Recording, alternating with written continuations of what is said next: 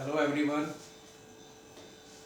Today we will start the first chapter, Unit and Measurement for class 9. ऐसे book में हमारे पास दिया हुआ है रेस्ट एंड मोशन, लेकिन रेस्ट एंड मोशन को जानने से पहले हमें जानना होगा यूनिट एंड मेजरमेंट। हमारे चारों ओर बहुत सारी ऐसी चीज़ें हैं जिसको हम मेजर भी कर सकते हैं और कुछ ऐसे भी चीज़ें हैं जिनको हम मेजर नहीं कर सकते। तो सबसे पहले हमें जानना होगा कि जिनको हम मेजर करें उसे क्या कहते हैं, जिनको मेजर नहीं कर सकते उसे क्या कहते हैं। तो all those things that can be measure it is called physical quantity और क्वांटिटी।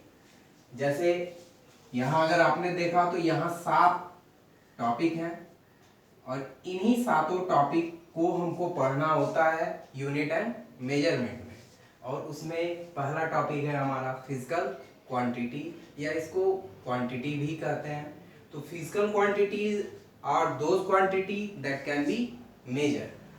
तो शायद आप लोग समझ चुके होंगे पहला हमारा कौन सा है, फिजिकल क्वांटिटी। फिजिकल क्वांटिटी का जो अगर हम एग्जांपल लें तो इसमें हमारे पास लेंथ है, मास है, टाइम है, एटसेट्रा। दूसरा अगर हम लोग टॉपिक देखते हैं तो दूसरा टॉपिक है हमारे पास नॉन फिजिकल क्वांटिटी। दूसरा टॉपिक नॉन फिजिकल क्वांटिटी मैं पहले ही डिफाइन कर चुका हूं कि all those things that can't be measured it is called non physical quantity.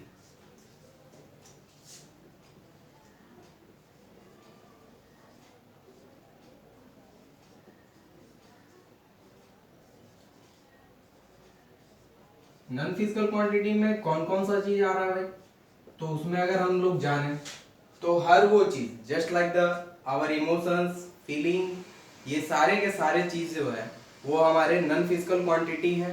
क्योंकि हम कभी किसी के दुख को मेजर नहीं कर सकते, किसी की खुशी को मेजर नहीं कर सकते, किसी की ईर्ष्या को मेजर नहीं कर सकते। जैसे अगर कोई किसी से कितना हेट करता है तो कितना वो कर रहा है उसका कोई मेजरमेंट नहीं होगा। So everybody, we are not able to calculate or measure the emotions or feeling, emotions or feeling. So these are non-physical quantity. Now come to the third point, classification of physical quantity. Physical quantity are just classified into two types. Physical quantity are classified into two types. Look at here, it is your physical quantity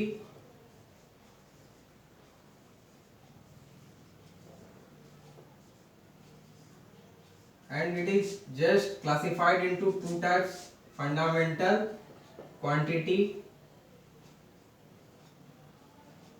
fundamental quantity, and the second is derived quantity.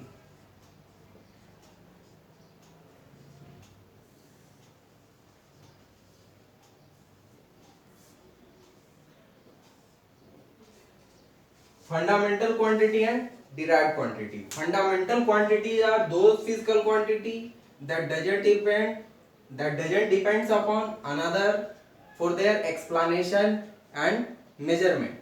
But derived quantities are those quantities that always depend upon the fundamental quantity for their explanation and the measurement. यानी fundamental quantity ऐसे quantity होते हैं जिनको अपने measurement के लिए या अपने एक्सप्लेनेशन के लिए, अपने डेफिनेशन के लिए किसी अदर पे डिपेंडेबल नहीं है या डिपेंडेबल वो नहीं है। जबकि डिराइव्ड क्वांटिटी जो होता है वो अपने एक्सप्लेनेशन के लिए, अपने डेफिनेशन के लिए या अपने मेजरमेंट के लिए हमेशा फंडामेंटल क्वांटिटी पे डिपेंड करता है। फंडामेंटल क्वांटिटी हमारे पास 7 है, टोटल 7 फंडामेंटल क्वांटिटी हैं। इसमें से 3 जो है वो बहुत ही ज़्यादा यूज होता है और हम लोग इस पे हमेशा गौर करेंगे। पहला लेंथ है हमारा, दूसरा mass, third is time,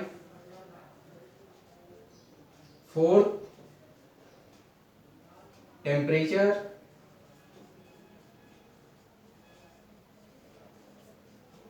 fifth luminous intensity,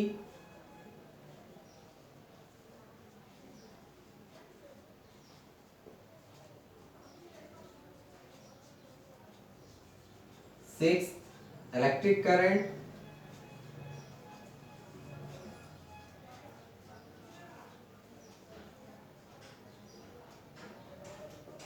and the seventh is amount of substance.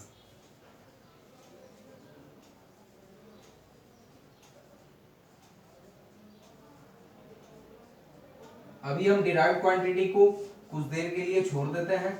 अभी 7 फंडामेंटल क्वांटिटी, इनके अलावा हमारे पास 2 और भी हैं जिनको हम को फंडामेंटल क्वांटिटी या सप्लीमेंट्री फंडामेंटल क्वांटिटी कहते हैं।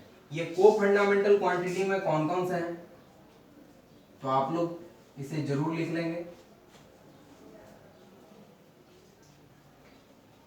पहला हमारा होता है प्लेन एंगल, पहला प्लेन एंगल जो हम लोग जनरली ड्रॉ भी करते हैं अपने कॉपी पे। दूसरा जो हमारा होता है वो सॉलिड एंगल होता है। ये सॉलिड एंगल भी हम लोगों ने जरूर देखा होगा लेकिन गौर नहीं किए होंगे। इन 7 और ये 2, इन सातों में अगर आप गौर करें तो इन 3 का बहुत ही ज्यादा यूज होता है, लेंथ, मास और टाइम का। बच्चों, due to scarcity of the time और टेक्निकल प्रॉब्लम्स, आज हम लोग इनके क्लासिफिकेशन को यहीं एंड करते हैं।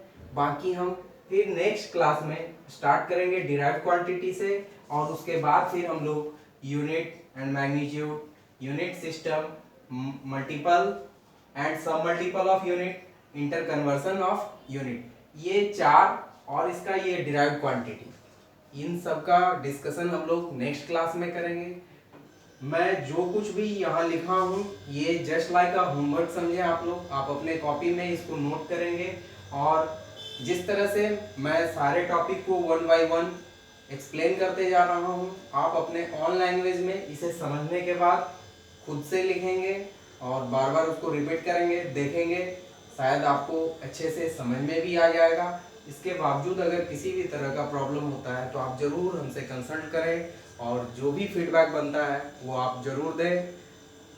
Thanks a lot. जय हिंद।